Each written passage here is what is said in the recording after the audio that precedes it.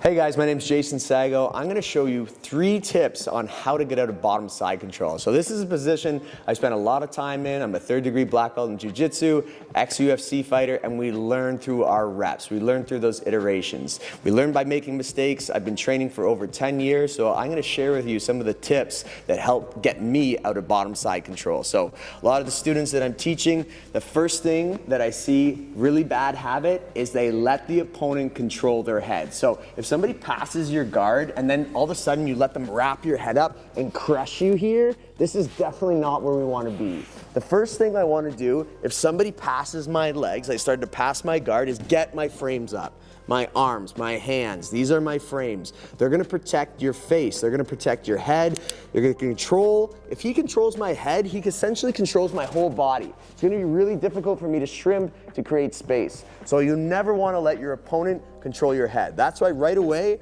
I got my frames up. So first things first, frames up, protect your head. Once you've done that, I need to create more space, because if he's holding a tight side control, you can see my legs. I cannot get it through. There's no space. So how do we create space? Well, one of the first things you learn in Jiu-Jitsu is how to shrimp. So you're gonna shrimp. You're gonna drive your foot into the mat, shrimp out, and insert that frame. This is a nice strong frame. I wanna show it from the other side so you guys can see the full motion here. We're here. He's nice and tight. I cannot get my legs through. There's no space. I'm gonna use my foot, shrimp out, and get that frame in. So let's continue on the other side. You got that frame in, strongest frame too. Going from the knee joint to the hip joint, your femur bone, strongest bone in the human body. So that is a very important frame to get. So once you've got your arms in, your arm frames, your leg frame, now we need to improve our position. It's hard here. If he tries to drive in, he doesn't have a lot of force and energy because I have all of my frames in, versus if I had this frame out, these frames out, that's where you start to get crushed. So the more frames you're able to bring into the equation, the easier it is for you to escape. So now that we're here, my next job is to improve my position. I got all my frames in. I'm gonna then shrimp again. That allows me to create more space, and with that space, I could shoot in and get into a full guard. I recommend controlling their posture immediately, because if they start to posture up, they could eventually maybe break the guard, and then we're back into that whole cycle again. So let's go from the beginning here. He's here, they somehow pass your guard, right away my hands are up protecting my head. Immediately. Now I need to create a little bit more space because I can't just slide my leg through. He's doing a good job staying nice and tight. So I'm gonna shrimp, slide my leg all the way through. Okay, this probably happens if you've rolled before. You can't just pull your leg all the way through. It doesn't happen in one shot. We need to shrimp again. So I shrimp again, slide, and now I got both my legs all the way through to a full closed guard position, and then I recommend controlling the posture.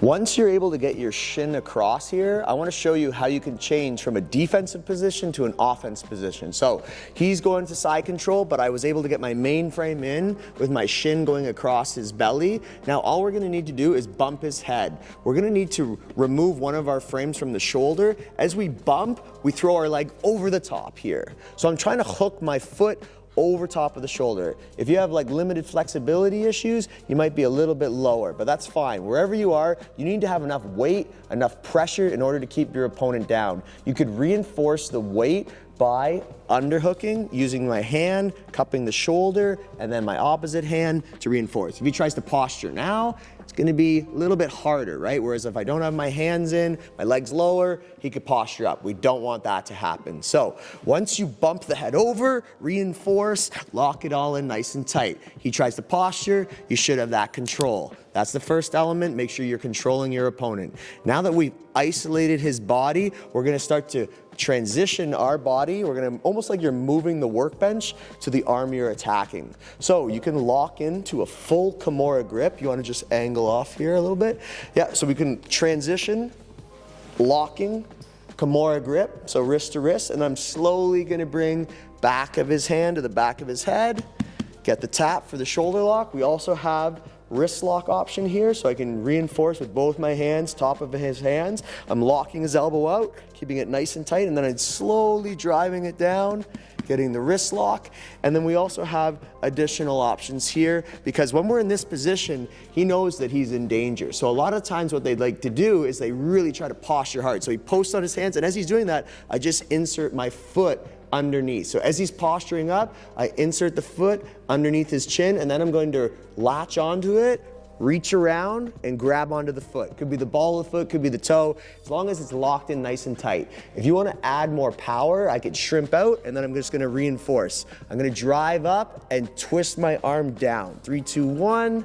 Super uncomfortable for the go-go plata. So let's unwind a little bit. So we're here, we have good control, he can't posture. You have the Kimura. You could also lock this elbow in and just extend his wrist up. You have the wrist lock, boom. And if you were to posture, you can insert the foot, curl the toes up, and then reinforce and get the finish that way. The last thing I wanted to show you, a lot of times when you get an omoplata on somebody, you start attacking the shoulder, they tend to roll through. So you can use your legs to slow down the roll, but if you really feel like you're losing the position, I want you to transition this foot to the same side shoulder. So we're going from here, and as that's happening, you notice I'm flat. I gotta be building myself up. I wanna get higher elevation than my opponent. So as he starts to roll through, I switch and I build myself up here. Exactly. See how I'm coming up? And as that's happening, I'm gonna then step over here. So change your angle for the camera a little bit. Here, we're stepping over into this triangle formation. Let's go back one step here. We're here. As he starts to roll through, I flip over, I build myself up, and as he's rolling through, I back step. Now we're in the triangle formation. So from this angle, all we're gonna do is we're gonna control his head. We're gonna begin by lifting it up, and I'm gonna switch my feet. So I lift and I switch my feet here. I can hold on to my shin, and now I'm locking in a triangle. You can also attack this arm. We have an arm bar here. We have an Americana here. You know, wrist locks. You got a lot. You got a lot. And notice that we're in the triangle formation. So all you got to do is pop his arm across, and now I'm going to need to drive his shoulder in. So I just turn behind me, grab the leg, and twist the hips to finish the triangle. Thanks for watching, guys. Please remember to like, share, and subscribe. And if you want to know more about jiu-jitsu, I have a free course. You can just sign up in the description below.